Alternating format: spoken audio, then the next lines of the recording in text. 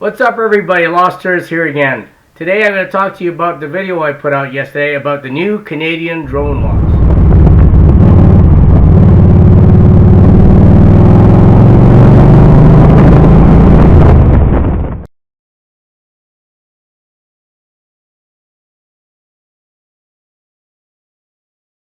Actually, really a beautiful day today. It's Friday, March the 17th. I got off early today, and I come outside and see what a beautiful sunny day. I haven't had one of those for a while, and it'd be a great day to fly. But you know what? I don't have time to fly right now because I just figured I have to do this video, and just because it's a frustrating thing. You people who are afraid of drones because they are death machines, that they spy on you. But guess what?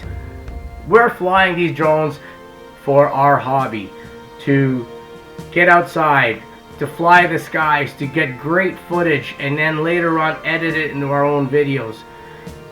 It is not a malicious tool. Okay, it is a tool. Now that it's the March the 17th today, and yesterday Canada Transport Minister Marc Garneau, I can't believe I remember this guy's name, but that's his name.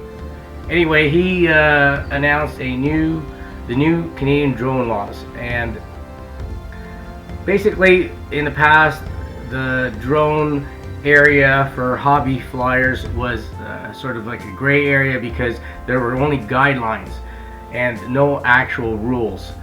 So as of yesterday, March 16th, they announced the rules, and pretty much they were mostly what was in the guidelines.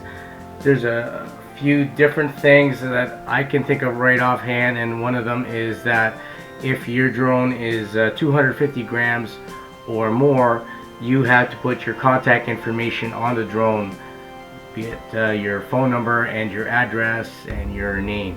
Which actually I don't even have a problem with that, because if the drone were ever lost and someone found it, was able to find it and called me back and let me know about it, that would be actually a good thing. I was going over the rules and that came out yesterday.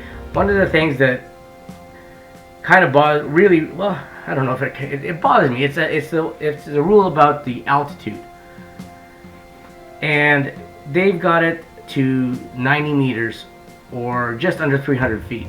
Now the FAA in the States, over there, they've got a ceiling height altitude, max altitude of 400 feet.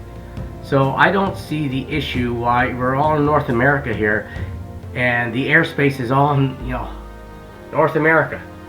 The FAA over there says 400 feet. Why can't we have it the same here? Basically what this is getting at is it's limiting the already small safe areas for drone flyers to fly. And like one of the comments I read on the video said that it's basically making it criminal to fly. Like, really? There are going to be drones that are carrying people. They're already doing R&D on flying cars. So this little plastic drone is going to be an issue, really. And I get to this. This is a toy. I think this is the first drone I ever actually learned to fly a drone. I was flying helicopters in the past, but anyway, so I was interested in drones and for videography, so I got this. This is an MJX X101. It's a toy. It can only go 100 meters, if that, before it loses signal. It has, basically it's 100 meters. So I thought, okay, with the new laws, you know what's going to happen? Like the Phantom, for example, what's the Phantom weigh? With the battery, it's 1,216 grams. So it's well over the 250, above that light threshold. I didn't realize it was that heavy. 1,216 grams. But I thought, okay, well then I'm gonna have to start flying these toys. But obviously it's not the same thing. Yes, you're flying, but you're not getting the video quality. It sucks. And not only that, you know what? This little lightweight weighs in at 420 grams. This toy weighs in at 420 grams. And it's a toy. It can't even reach the maximum altitude of whatever. Right now, the only other option to fly safely within your neighborhood or in your backyard would be to fly something like this. It's a small little quadcopter. There's smaller ones too. There's micro ones you can fly with, but of course they don't fly good outside. They're indoor toys. But the point is, and this has a camera as well. So the way it stands right now is, even in your backyard or your own property, you can only fly something like this if you're within city limits. Because though this is a drone and it has a camera, this little baby doesn't, it falls under the weight class of 250 grams. This is it. And flying is fun. We like to fly, but we also like to spread our wings. They've clipped our wings, and more is yet to come. Now, will Canada's drone industry plummet with the new Canadian drone rules? So now that Transport Minister, what's his name, Marc Garneau, now that he's implemented the new drone rules, what does that mean to you, the hobby flyer? What are your thoughts on this new, I don't know, is it a legislation? And in June, they're announcing that they're also going to be doing further rules, which I think is what I read was something about age restriction, which is, I don't really actually have a problem with age restriction. But now that this is basically a rule, my question is, are you going to keep flying? Are you going to be into the hobby? Are you going to get into the hobby if you're thinking of getting into the hobby?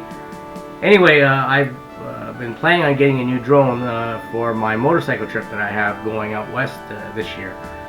But obviously with the new rules, I have to kind of rethink to see whether or not I want to spend that kind of money, and then find out that I may not even be able to fly it.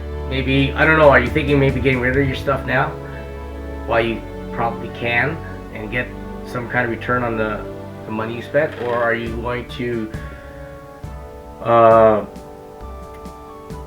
wait till something happens, or wait till June maybe? I'm kind of waiting till June because I want to hear the rest of the story of what's going on with the Canada drone laws, and then I will decide at that point whether or not I'm going to spend big amount of money on the Mavic, because that's big for me, or spend a little bit less on maybe a smaller drone that can take adequate video footage. What I think is going to happen in June, if I don't want to give them any ideas, mind you, Transport Minister, but this all sounds to me like it's going to lead to money, which means a money grab. You know, so let us tax the pilots. It's sort of like that motorboat licensing that they implemented. For years you didn't need a license to ride a motorboat in Canada here, and then suddenly one day, because they cited safety concerns then too, so they decided that before you did that you needed to be licensed. So in this respect, is it going to be the same kind of scenario? Are they going to want licensing, and is there going to be, you know, like fees and stuff like that? This sounds to me like a opening to start charging us even more money. We pay taxes on these things already. We pay big bucks for them. They're not cheap. And you know, it's all about control and money. It's like gun control. it's like fun control. It's all about control. And yes, it had, mind you, a lot of it also has to do with the fear out there of people's impressions of these drones. They're terrified because they use these things to kill people overseas, and they are also used for spying.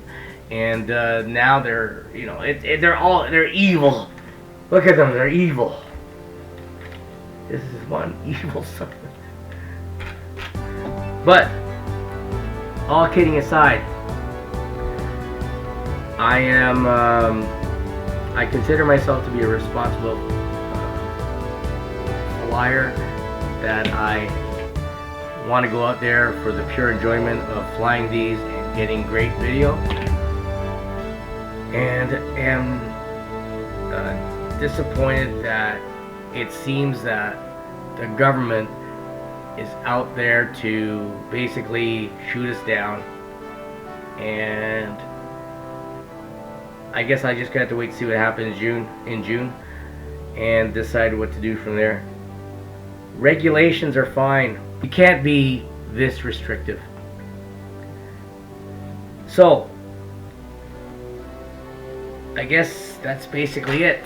Let me know what you guys think about all this. I know there's tons of people who are very happy about this. All those people there. Your neighbor that's peeking out through the curtains, making sure nobody's watching her, or looking over their tractor or their rose garden. Thanks for watching, everybody. Hope you hit the thumbs up down below and subscribe if you haven't already.